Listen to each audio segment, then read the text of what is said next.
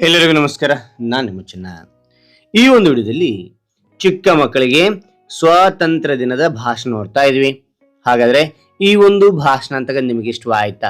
ಇಷ್ಟವಾದ್ರೆ ಒಂದು ಲೈಕ್ ಅನೇಕ ವಿಡಿಯೋ ತಿರುಗಿ ಪ್ರೋತ್ಸಾಹ ತುಂಬ ಸಿಗುತ್ತೆ. ಇನ್ನೊಬ್ರಿಗೂ ಶೇರ್ ಮಾಡಿ, ನೀವು ಚಲ ಸಾಧ್ಯ ಇಂಥ ಅನೇಕ ವಿಡಿಯೋ ಚಾನಲ್ ಸಬ್ಸ್ಕ್ರೈಬ್ ಆಗಿ.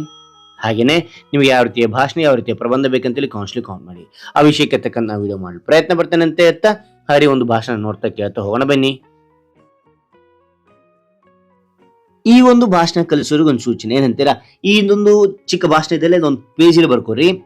ಪೇಜಲ್ಲಿ ಬರ್ಕೊಂಡ ನಂತರ ಏನ್ ಮಾಡ್ತೀರಾ ಅಂದ್ರೆ ಮಕ್ಕಳಿಗೆ ವಾಕ್ಯಗಳನ್ನ ರಿಪೀಟ್ ಹೇಳ್ತಾ ಹೇಳಲಿಕ್ಕೆ ಪ್ರಯತ್ನ ಪಡಿಸ್ರಿ. ಅದಾದ ನಂತರ ಈ ವಾಕ್ಯ ಕಲಿತಾ ಹೋಗ್ತಾರೆ. ಕಲಿತ ನಂತರ ಎಕ್ಸ್ಪ್ರೆಷನ್ ಮೂಲಕ ಹೇಳಲಿಕ್ಕೆ ಪ್ರಯತ್ನ ಪಡಿ. ಓಕೆನಾ? ಅದು ಕಲಿಸ್ತಾ ಹೋಗಿ ಎಕ್ಸ್ಪ್ರೆಷನ್ ಮೂಲಕ ಹೆಂಗೆ ಹೇಳ್ಬೇಕು ಅಂತ ಹೇಳಿ.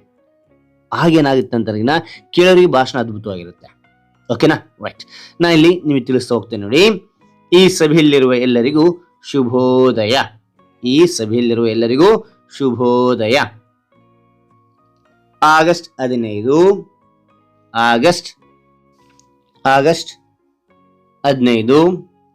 1947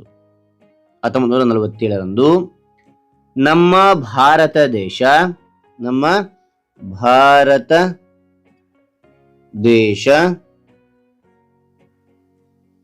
ಸ್ವಾತಂತ್ರ್ಯವಾಯಿತು ಅಥವಾ ಸ್ವತಂತ್ರವಾಯಿತು ಅಂತ ಹೇಳ್ಕೊಡ್ಬೋದು. ಓಕೆ, ಈ ಸಭೆಯಲ್ಲಿರುವ ಎಲ್ಲರಿಗೂ ಶುಭೋದಯ. ಆಗಸ್ಟ್ 15 1947 ನಮ್ಮ ಭಾರತ ದೇಶ ಸ್ವಾತಂತ್ರ್ಯವಾಯಿತು. ಇದು ನಮ್ಮ ಹೆಮ್ಮೆ. ನಾವು ಎಲ್ಲರೂ ಒಟ್ಟಾಗಿ ಸಂತೋಷದಿಂದ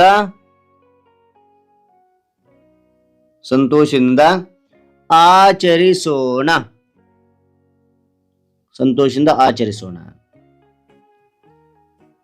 ನಮ್ಮ ಧ್ವಜದ ಬಣ್ಣಗಳು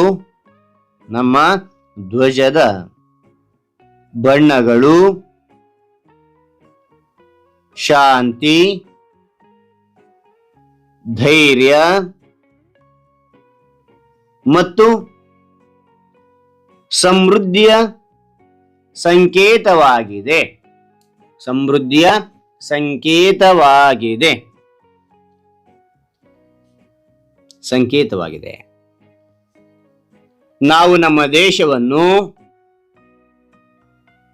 ನಾವು ನಮ್ಮ ದೇಶವನ್ನು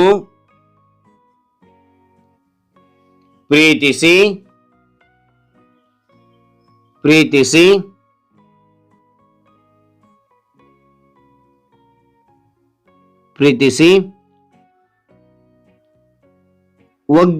ಒಗ್ಗಟ್ಟಿನಿಂದ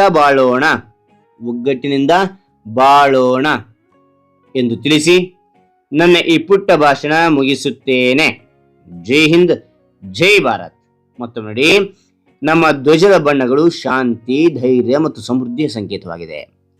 ನಾವು ನಮ್ಮ ದೇಶವನ್ನು ಪ್ರೀತಿಸಿ ಒಗ್ಗಟ್ಟಿನಿಂದ ಬಾಳೋಣ ಎಂದು ತಿಳಿಸಿ ನನ್ನ ಈ ಪುಟ್ಟ ಭಾಷಣ ಮುಗಿಸುತ್ತೇನೆ. ಜೈ ಹಿಂದ್, ಜೈ ಭಾರತ್.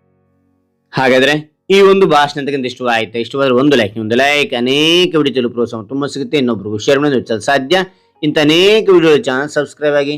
ಮತ್ತೊಂದು ಹೊಸ ವಿಷಯದಿಂದ ಭೇಟೋಣ. Thank you for watching. Bye.